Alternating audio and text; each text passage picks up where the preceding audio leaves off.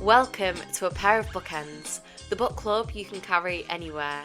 I'm your host, Hannah MacDonald, and I'll be bookending the conversation with some of the most exciting voices from the bookish world. Welcome to our book club episode for September.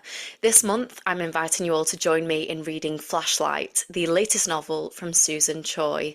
Flashlight is a rich generational saga which takes a haunting piece of Japanese Korean history and explores it through the lens of a tender family portrait.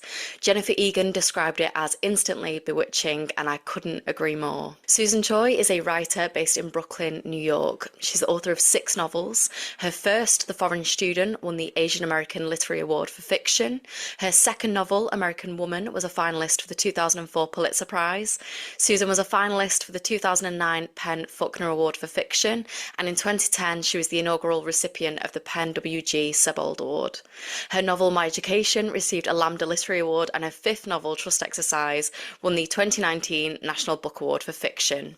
Her latest novel, Flashlight, began as a short story for The New Yorker in 2020. It won the Sunday Times Audible Short Story Award in 2021, and now in its novel form, it was recently longlisted for the Booker Prize.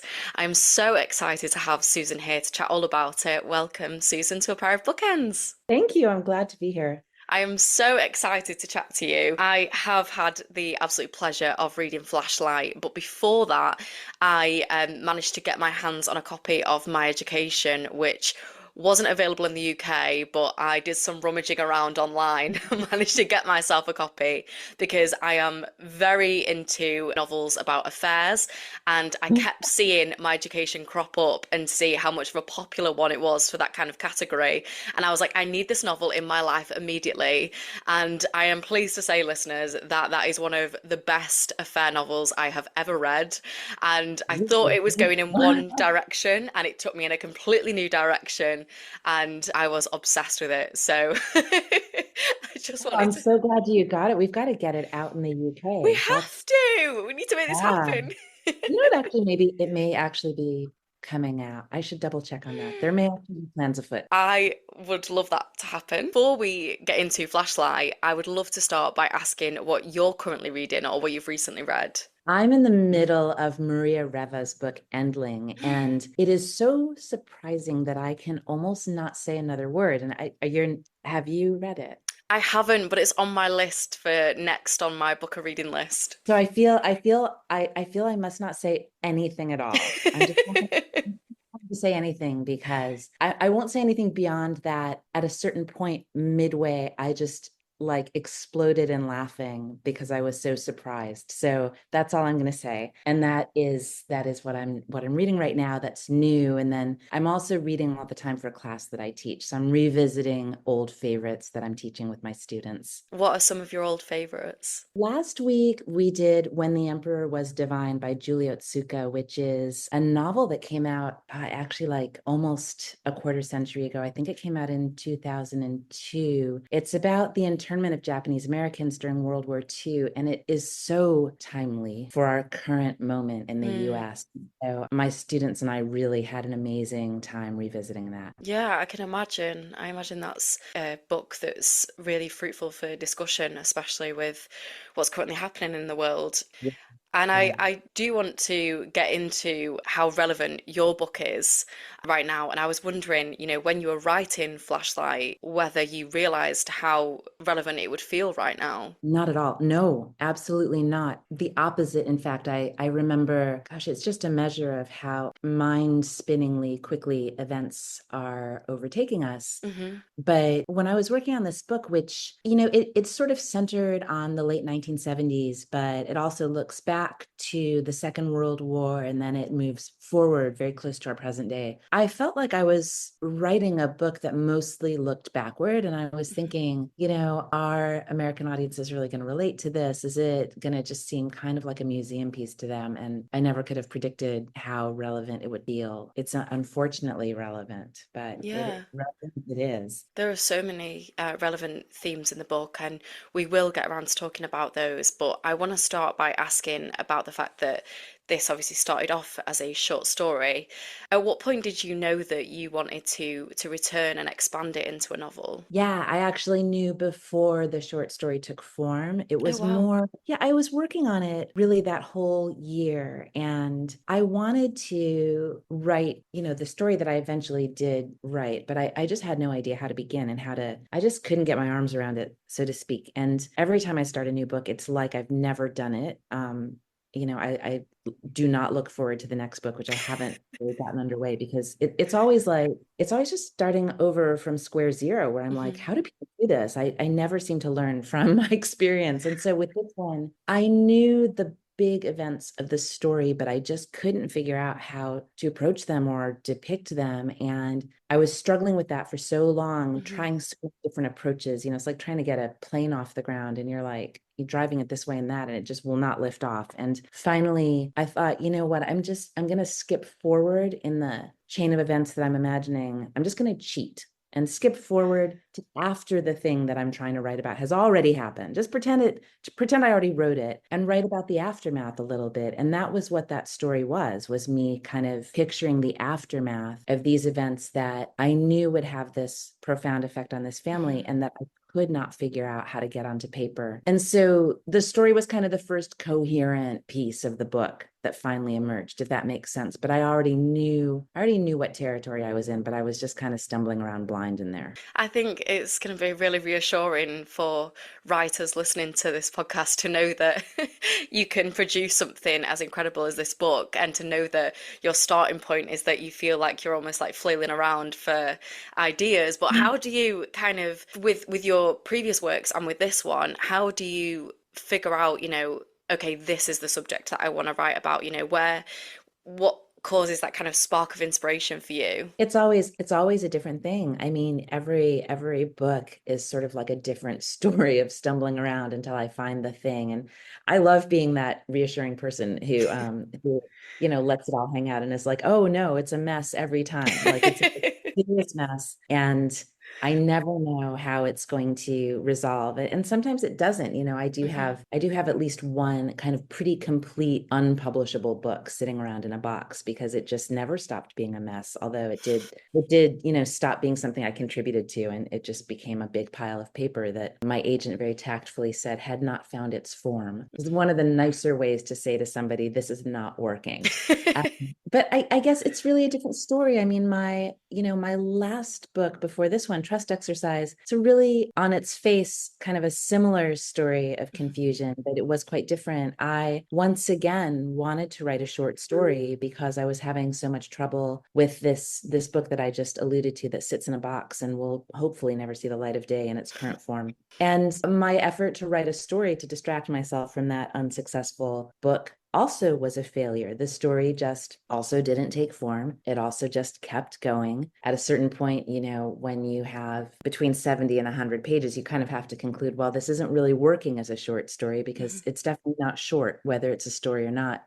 And that ended up being the beginning of Trust Exercise and something that I didn't even think of as a book for a long time after. I abandoned it as a failure. And then at some point kind of went back and started just really for wicked fun because I was in a bad mood, writing in the voice of a really, really minor character from the failed story. And that was really fun. But then I had these two things that didn't make any sense. And then it was a long time still before I added more to those two things and started thinking like, is this all one thing? So it's always really organic and kind of finding my way without a map. I'm Mhm. using so many pretty hackneyed metaphors here for this process. And I am amazed by writers who will say, like, oh, I know everything that's going to happen. I work out the whole story in my head. Then I just sit down and write the sentences. And I've just never been able to do that. And I doubt I ever will. It's just kind of not my process. How does your plotting process work? Because I imagine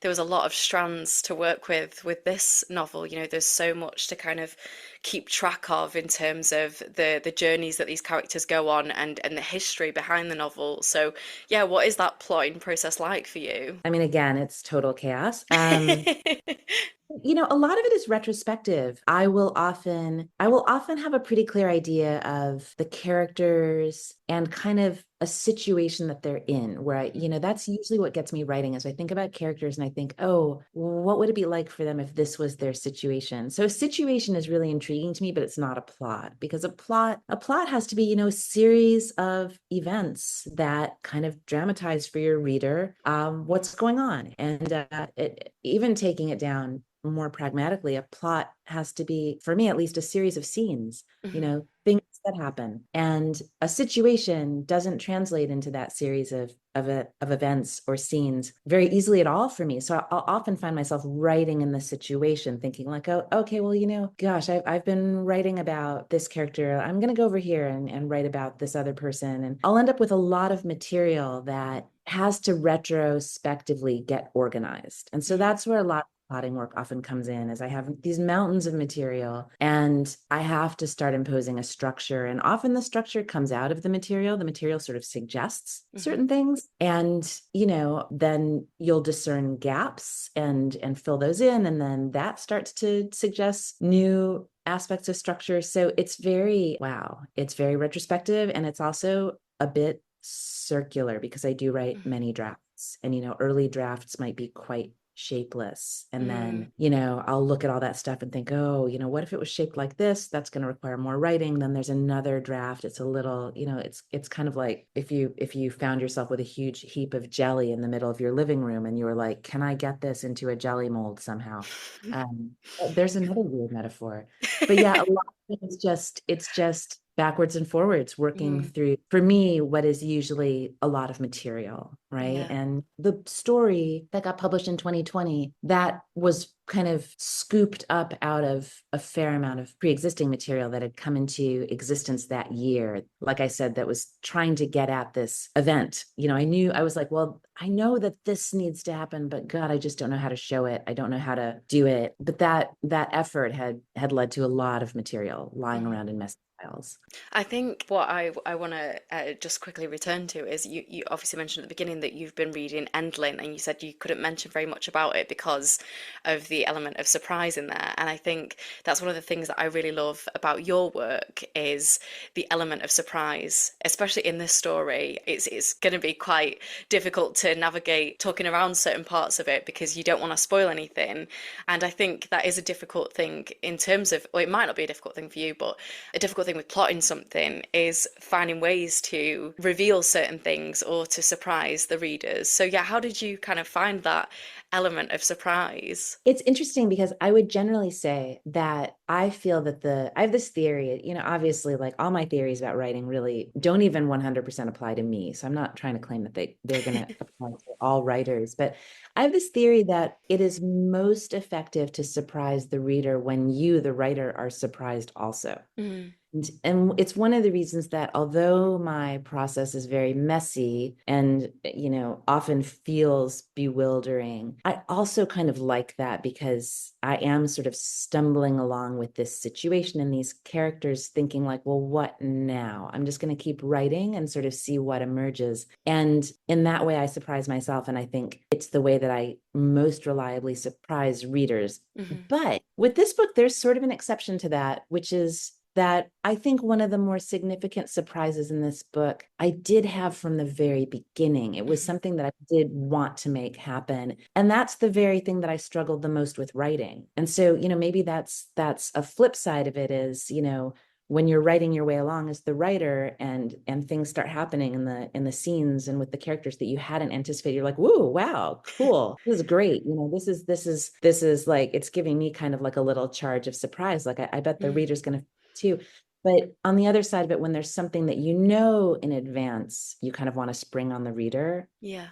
that is what I found so hard. And that's what I really struggled with. And that's not ordinarily what I do. Like I say, I usually start out not really knowing. But in this case, I did have at least one thing up my sleeve where I thought, I really want to make this happen. And that's what I got the most stuck on. Yeah, I really want to talk to you about the characters of this book, and I am always drawn to complex families. It's one of my favorite things to read about, and I was really fascinated in this book by the exploration of parent-child dynamics and how, between Anne and Cirque, they parent so differently, and there's that kind of judgment there on how the other parents. And we, of course, have the perspectives of Anne and Cirque, and we also have the perspective of their child, Louisa.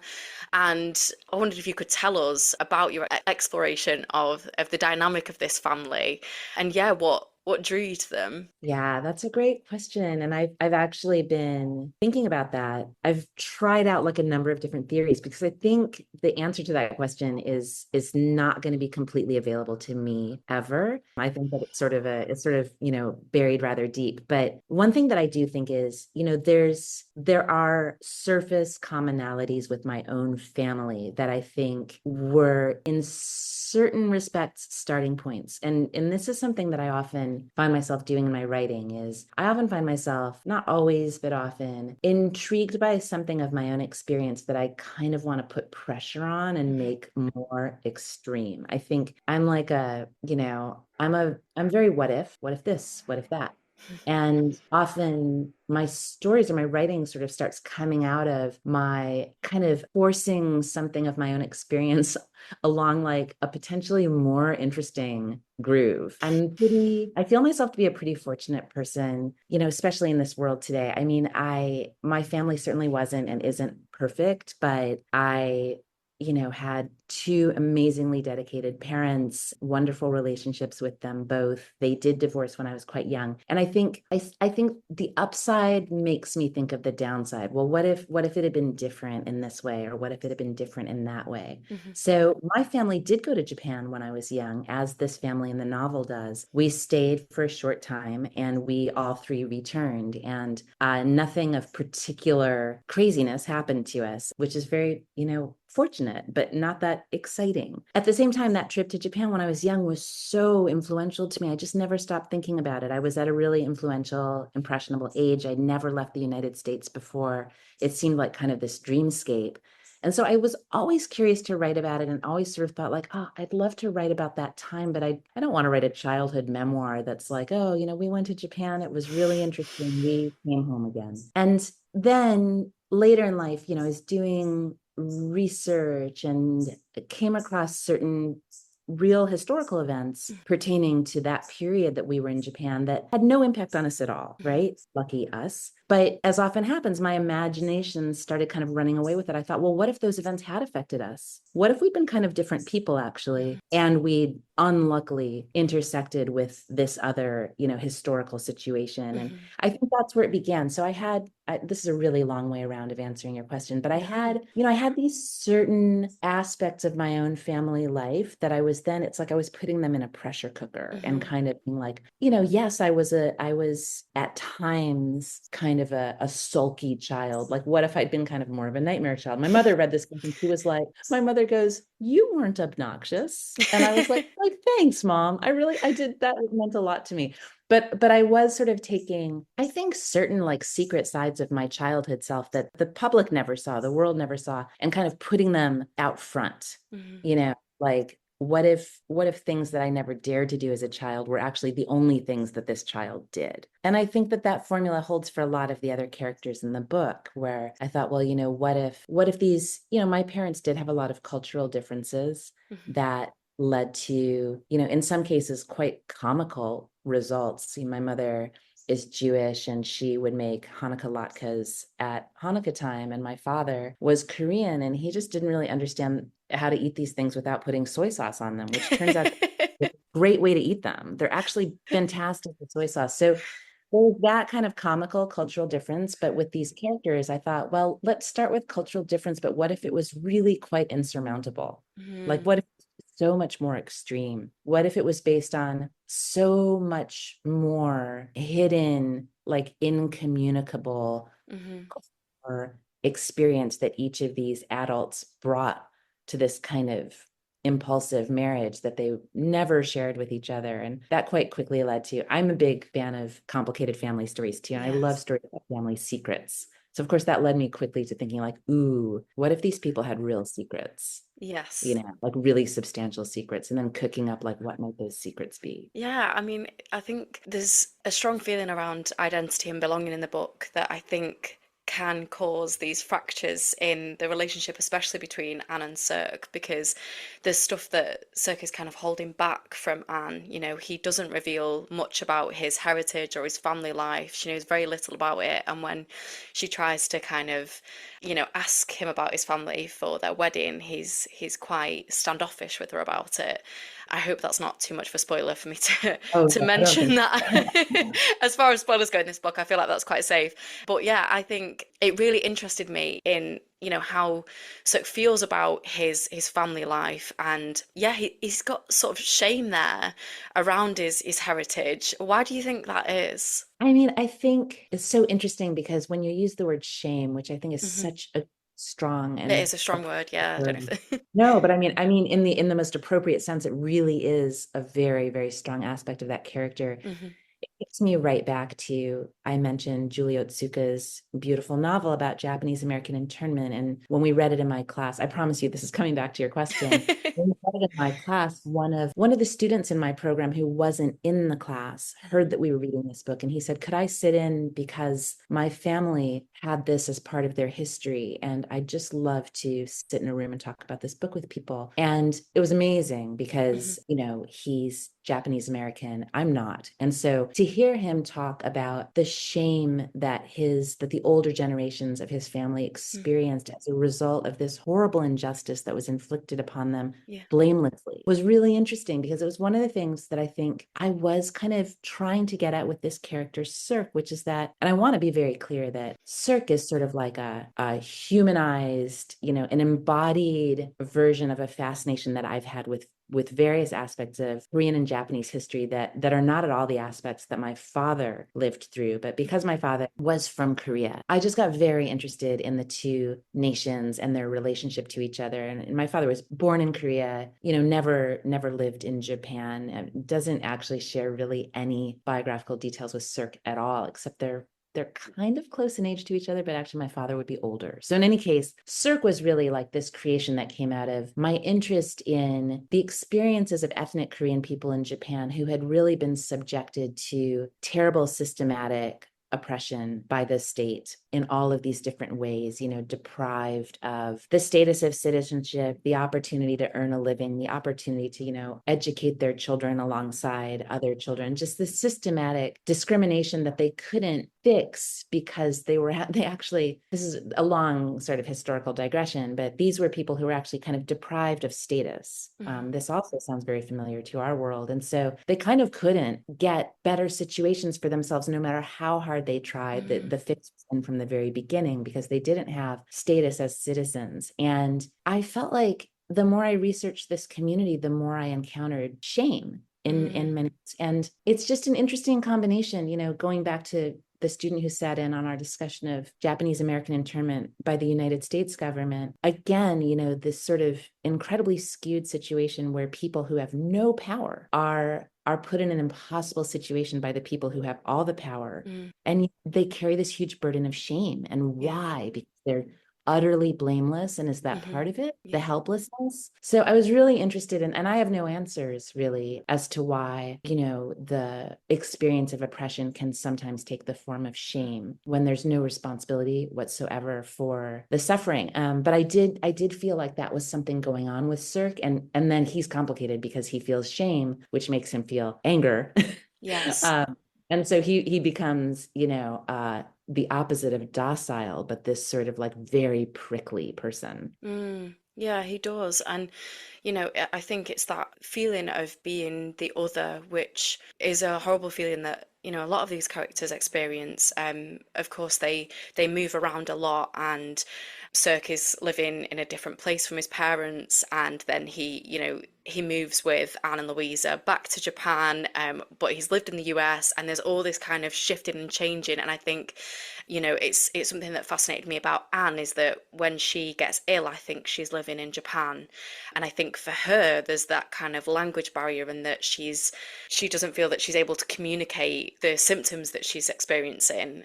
You know, she struggles with that, and I think with Louisa as well, she really wants to be perceived as Japanese when they first move there, and then then there's later another moment where she's traveling around and she gets to, I think it's border control in the UK, and she's treated terribly. And I think it's just all these kind of feelings of how otherness is kind of put on a person in so many different ways. I think is something that kind of really haunted me with this book. I mean, it is something that we all need to understand a bit better, I think, especially in the moment that we're currently living through right now. Yeah, yeah, that's so. I mean, just as you were speaking, I was thinking, wow, that actually really is a commonality with the characters that I didn't, this goes back to sort of the messiness that I was referring to of the process, but I think also a little bit what I find so wonderful about being able to be a writer is that, I don't really plan these things ahead. Hmm. But then if things go well with the writing and with the story, these patterns emerge, and then Hmm. readers like you discern them and then articulate them back to me. And I think like, oh wow, it's true, because Anne's such an interesting example of this process of being disempowered. Anne is a white woman Hmm. born in the United States to, she is born into a family of quite modest means, but she Yeah. has quite a lot of advantages. She has education, she has, relative material stability, even though, certainly not wealth and riches. She has enough luxury in her life. I hope this isn't a spoiler, that she is a bit of a rebel as a young woman. I think rebelling against your family sometimes can be a bit of a luxury, so she Mm. has a sort of stable structure there, that she rebels against it and kind of goes off and is a bit wild for a while. But later in the story, again, I hope this isn't too much spoiler, she does experience this incredible, crushing disempowerment as the result of being very ill Hmm. in a culture that she is completely not at home in. And she doesn't really have language to articulate what's happening to her. And she doesn't have the cultural fluency. It's not just the language fluency, but the cultural fluency to be able to get the help that she really Yeah. needs. And, the situation is unique to her, but at the same time, it's so universal. And I think, we are living through a moment right now where people who are disadvantaged, displaced, like any number of forces are acting upon them that are making their situations impossible. And Hmm. they're, like quite extraordinarily by some being blamed for this, Yeah. being blamed for this impossible situation that they're in. And yeah, that's interesting what you noted about Louisa too, and the way in which Louisa keeps sort of with a child's like kind of cold and calculating Mm-mm. pragmatism. Louisa keeps just wanting to look like everybody else or be like everybody else, because she can intuit that that's going to make for a better experience for her, Mm. but it's not possible. Yeah, definitely. I was so curious about Louisa because I think, I was trying to give her the benefit of the doubt that, she is a child at the start of this novel, but her behavior, especially towards her mum, can be quite like spiteful. There's the moment where she talks about asking her mum to close the door because she's almost shutting her mum out literally, but then once her mum's gone to bed, she'll run out of the bed and like open the door slightly. And it was just like, it was moments like that where she really kind of keeps that distance from her mum. And, later in life, they don't have as many phone calls as she knows that she should be calling her mum more, but she doesn't kind of, it's almost like she's got to force herself to do that. But I was wondering what it was like to inhabit the voice of a child at the start of the novel. Yeah, I mean, it was. Is inhabit the right word? I don't know now I've said that. Is inhabit the right word? I Maybe do think not. inhabit. I think inhabit is the right word. To In fact, take on. it's a good word. No, I think it's almost even better than take on, because inhabit is somehow like you get inside of it in a way. I don't know. I think it's quite good word. Let's stick with it. It's a lot better than writing in the voice of a child, which Yes. is little kind of bland. But I found it like admittedly a little too much fun. I think I had a good time with. I have a really good time with characters who are I don't know, maybe not the most universally appealing. I love the character that often then provokes the result from readers. Like, I couldn't relate to this character. I'm sometimes like, what does that mean about me? Like in my second novel, there's a very, very kind of macho, swaggering, like kind of full of BS character. I'm thinking about him a lot because he was inspired by a figure of history that I never ever knew personally, who was, gone from this world long before I could have ever met this person. But recently, that there's a a biographer is writing a biography of this figure that I based a character on. So we just spoke, and we were both sharing in our incredible enjoyment of this really difficult person, this person who was difficult in life. And then my character, sort of homage to that figure, was difficult as well. So I think there's something about me as a writer that I really like these difficult characters, even though often readers are just like, oh, I couldn't stand him, or oh, she's unbearable. When I published the short story version of Flashlight, and I was already, working on the novel version, and I did a public reading at a university here in the States, and one of the students during the Q&A, when someone said, oh, what are you working on now? And I said, and then the student raised her hand and said, does that mean we're gonna, be with this character Louisa for a long time and watch her grow up? And I said, yeah, well, hopefully that's the plan. And the student goes, God, what a nightmare. Oh.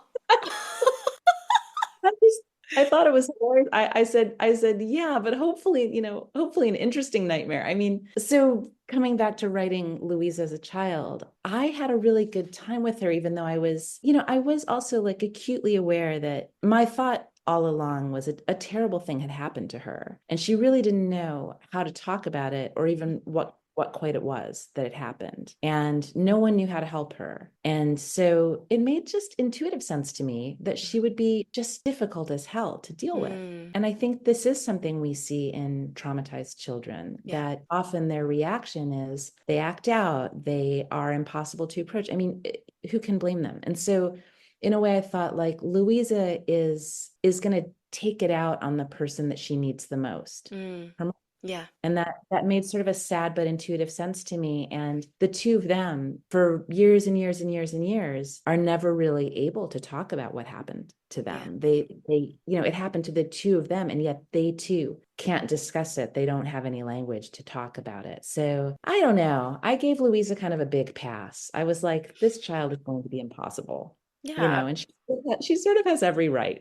She does. I mean, yeah, like you said, they've been through a lot of trauma, and, we really see how that's affected her. But I also just think it's so interesting in terms of parent-child dynamics, of how, as a child, we don't see our parents as separate from us. We don't see them as, fully formed human beings outside of their role as parent.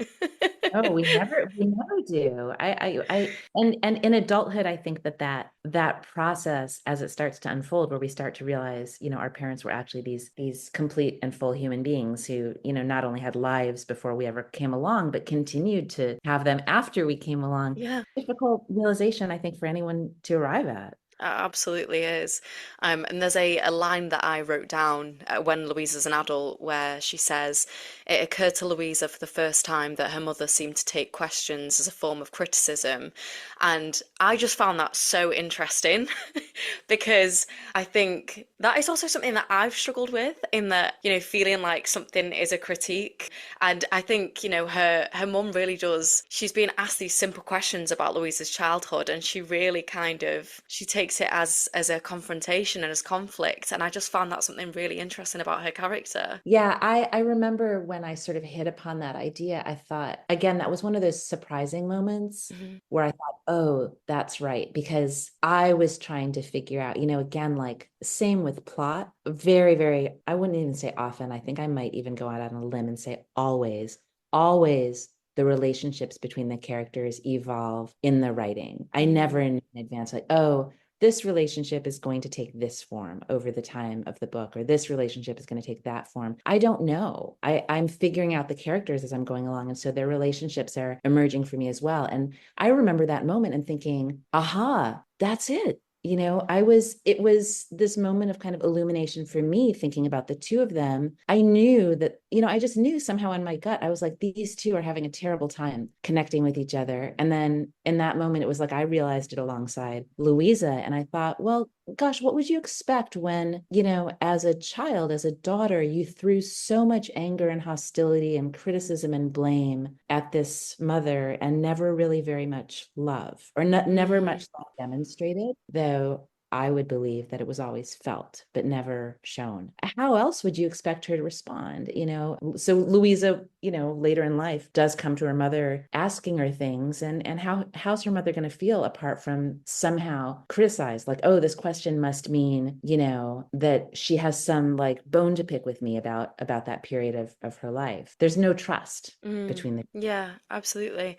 And I'm really interested, you just said about them not having the language to communicate certain things to each other. And language is something that I really wanted to speak to you about because I think it's used in so many different ways in this book, how it can be weaponized, how it feels to not understand somebody's language, especially in a crucial moment. I don't think that's given a spoiler. But yeah, the various uses of language. And I know there's one point where Louisa's talking about overhearing a conversation and silence being used as a language. So she says silence was a language Louisa had not mastered yet, which I found fascinating.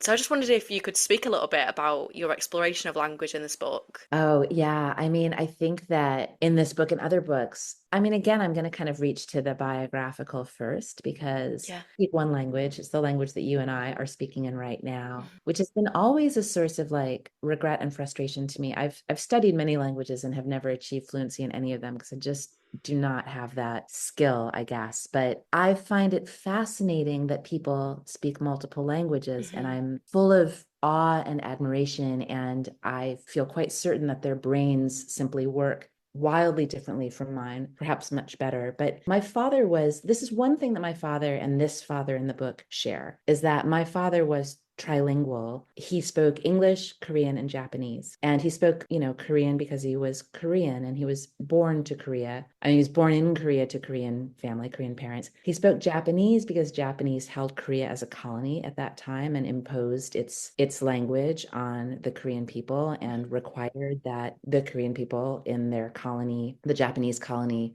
take Japanese names. Children were educated in the Japanese language, language of business, government. It was all Japanese. And so it was, as a matter of survival, you spoke Japanese. My father was educated in Japanese, Mhm. but then his father was a professor of English literature, of all things. And so he grew up speaking English also. And English was his ticket to emigrate to the United States. And I think growing up with a father who could disappear into a language that I had no understanding of was really impactful for me because Mhm. my father made a point, as many parents now would make a point of doing the opposite and speaking their different languages to their young child and hoping of imparting those languages, or at least one of them. My father did the opposite. It was really actually like meaningful to him that I not speak those languages. He never spoke Korean when I was growing up. He sometimes spoke Japanese, but he would consistently say, no, you're an English speaker. You're an American. You need to be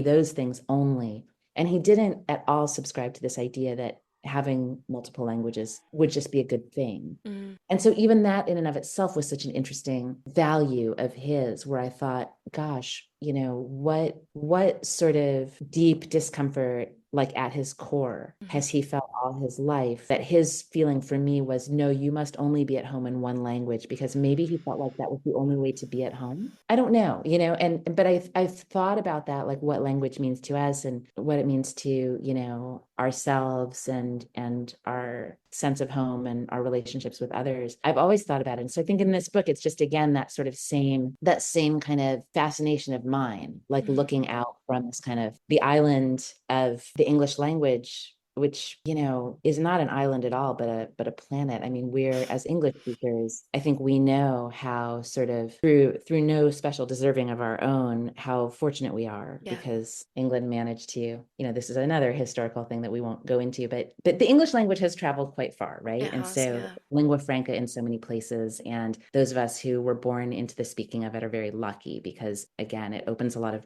doors for us, not through any superior deserving of ours. Mhm. And I think a lot about that, like the accident of birth and language. And in this book, it's one of the things I didn't really get into as much as I might have, but I did give Louisa this kind of magical fluency in Japanese once the family goes to Japan, in part because I have this magical belief that the brief period that my family was in Japan, I must have been able to speak Japanese because I remember having playmates. But I not only have no proof of this, I have no lingering vestige of Japanese at all. So it's kind of like another like speculative version of me. I'm like, what if I really was fluent in Japanese? But I'm not. But what if I was, even in the past? It's something I'm really devastated about is that I can't speak other languages. I lived in Italy for a little bit when I worked as an au pair, and I started to pick up the language to the point where the week I was leaving, the friend of the parent of the child that I was looking after asked a question, and I responded instantly, and they all went because I'd Oh, understood, and my brain had switched, yeah, and I never kept it up when I came back, and it's something I'm so gutted about because I think there is actually a lot of freedom in being able to, understand languages in different places, and I think it's something that really frustrates me is that so many English speakers, it's like we don't kind of realize how privileged we are to be able to go almost anywhere and be able to speak English and trust that somebody will be able to, communicate back with us. yeah. It's so yeah, it's Yeah. something that really bugs me. It's amazing. This is a little off the wall, but why not? You've just reminded me. I had when you have like a bad dream and you don't remember it until something jogs your memory. Yes. I had a really, really amazingly detailed bad dream last night that I was in the dream. I knew that I was in Seoul, South Korea, although in the dream it didn't look like Seoul, but it was a big, big city, huge city, and it was nighttime, and I was in the back of a vehicle that was maybe a car, maybe it was a train, and I had a phone that was like one of the old phones from the 90s that, Mm. like that is a handset for a landline, but you could walk away from the Yeah. charger, like a big chunky phone like that. I had that in my hand, which was not a smartphone. And then there was a man who was in kind of the driver's seat of this train or this car, whatever it was, who was Korean. I said, "Do you speak English?" And he looked over because I was terrified. I was like, "Where am I? Where am I being taken? What's happening?" And I tried to communicate with him in English, and he just looked over his shoulder and sort of shook his head like, "No, I speak Korean, I don't speak English." And I looked at the phone and I couldn't use the phone. And it was like this terrifying Hmm. dream. I've only just remembered it in our conversation. Isn't that That's so odd? funny. That's So like also I feel like, that is a scene having that could have directly come out of your book as well. it is, and I think it is, it is an acknowledgement that, we may be very fortunate that Hmm. a lot of the world's doors open to us as English speakers, but in all fairness, not all of them do, and why should Yes. they? Yeah, Uh, very true. I was having that in my dream. I, I love that. I'm always fascinated by dreams and what that says about us. I have just seen the time, and I'm aware that I have been talking to you for so long about various characters in the book and various themes that I am fascinated by, but I haven't spoken to you about one of the important core parts of the book, which is the history. And I think this is where it gets a bit hard to talk about because we don't want to give any spoilers if anybody hasn't read the book yet. But I do want to quickly ask you about the history that you explore in the book, this relationship between Korea and Japan. And I don't know how much I can actually say about this, so I'm going to kind of hand it to you. But it is the specific element of it in the book is something that I was unaware of, and I found really interesting. And as I said before, haunting to read about.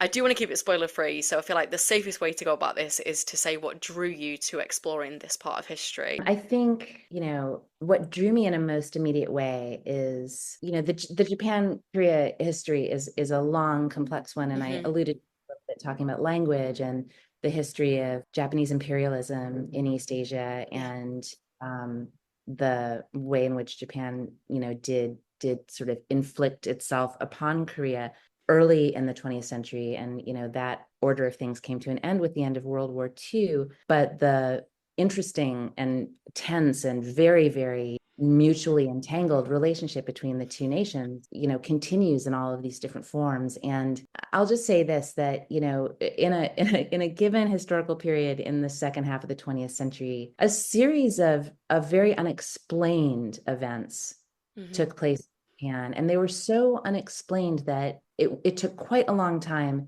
for there to even be recognition that they were related. Hmm. How's that? So it wasn't even clear that these events were a pattern. And very, very slowly over years and a strange series of coincidences, some people started to realize, oh, maybe these events are actually related. And at that time, when that realization started to emerge, it made international news. And I remember standing in my apartment in New York. I just moved to New York City, and this was the late 90s, and opening up, the physical New York Times, as one used to do at the beginning of the day, the big paper, and reading an article about this phenomenon in Japan, this realization that this series of what had seemed to be individual catastrophes Hmm. maybe were actually all one big catastrophe. And, without going further into it, for obvious reasons of, having spent that time in Japan as a kid, having a Korean background, I was riveted. And so that was the first moment years ago when I became interested in this aspect of history and just began, as an armchair historian, following it as more reporting was done, as more information emerged, Hmm. as, eventually some amazing reporters started to publish nonfiction, full-length nonfiction books about this, like slowly kind of imbibing of this information until, I guess kind of inevitably it got to the point where I was like, oh, I really want to try to work this into a novel. I love that. And it feels wrong to say that I loved reading about it, but it really interested me. And I think you've navigated talking about that really well without giving anything away. I was also really grateful that you had given so many books that had helped you whilst writing this book, that you write about them in your acknowledgements, because that's given me a lot of stuff for further reading, which I'm sure a lot of people will be really grateful for. And I'm heading to Japan and South Korea on a trip next year for the first time. So Oh, thank you. Oh, yeah, wow. so I'm really wanting to read more about those places, and I think, it's always interesting to read about the history of a place. And I cannot be the typical British traveller who just arrives somewhere knowing nothing about it. I should do my research first. So yeah, I'm really excited for that. But That's fantastic. I have so loved chatting to you, Susan, today, and if it wasn't already apparent, I absolutely love this book, and Thank I'm you. sure I'm not alone in saying that, and I'm really excited for the listeners to read this if they haven't already. For our listeners, I will be popping links to copies in the show notes where you can grab yourselves one. And before I let you go, Susan, I do like to finish by asking for a recommendation. So this can be anything. It can be books, TV, film, documentaries, anything kind of goes for this one. So, what would you like to recommend? I am glad that you mentioned the list of books at the end of my book, because one of them by Barbara Demick was incredibly helpful for this project. And Barbara, who's an amazing nonfiction writer, has a new book out this year. It's called Daughters of the Bamboo Grove. And I don't even want to give away what it's about, but I'll go ahead and say it's about international adoption and child trafficking Wow. and separated families being reunited. And it is just a mind-blowing book because it seems like it should be about events that took place a while ago, and it is not. It's very much about things happening in our contemporary world right now. And it's about China.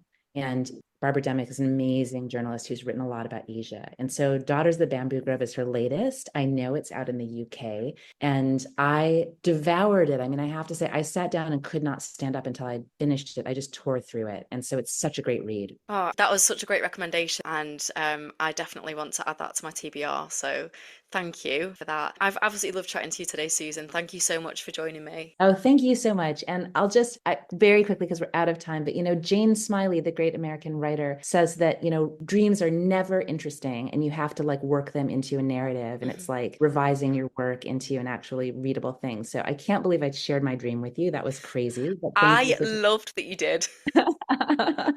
No, it just seems so pertinent. it did. It really did, and it worked. I would love to ask as well where the listeners can find you online. Are you on social media? I don't really spend a whole lot of time on social media. I do have a website, You do have a website. susanchoi.com, which just tends to sort of be a billboard for my books. I just don't, I'm sort of on a social media diet at the moment because it's all a bit too much. But It is. I'll tiptoe back in there when things calm down, perhaps. Yeah, that makes sense. It's feels like every time I open an app now, it's just screaming at me. So I think that's a good idea. But thank you so much again, Susan. And for our listeners, like I said before, I will be popping links in the show notes to grab yourselves a copy of Flashlight, please do if you haven't already. And if you enjoyed this episode, please don't forget to review and subscribe. And if you want to give us a follow, you can do so at A Pair of Bookends Pod on Instagram and at A Pair of Bookends on Twitter and TikTok. That is all we've got time for. Thank you so much for listening. Thank you again, Susan, and goodbye. Thank you.